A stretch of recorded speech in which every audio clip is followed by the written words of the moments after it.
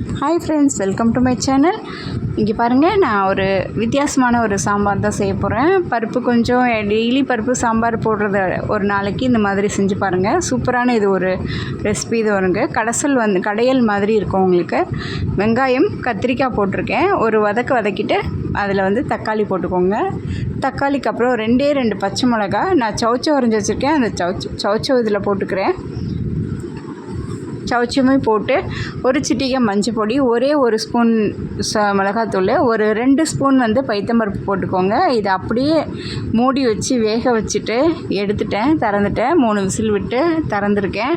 பாருங்கள், நல்லா வெந்துருச்சு. உங்களுக்கு ஒரே ஒரு ஸ்பூன் கடலை மாவு இதில் கரைச்சி ஊற்றிக்கோங்க. ஒரு கொதி வரட்டும் இறக்கிட்டு ஒரு தாளிச்சிட்டு கொத்தமல்லி, ஒரு கைப்பிடி கொத்தமல்லி போட்டு நீங்கள் சர்வ் பண்ணலாம். சூப்பராக இருக்கும். இது உங்களுக்கு டேஸ்டியான ஒரு சாம்பார் ரெடி ஆகிடுச்சு. நான் இது கிச்சடிக்காக வச்சுருக்கேன். இது சாதத்துக்கு, தோசை, இட்லி எல்லாத்துக்குமே சாப்பிட்லாம். உங்களுக்கு சூப்பரான ஒரு டிஷ் இது. உங்களுக்கு நீங்களும் செஞ்சு வீட்டில் அசதுங்க.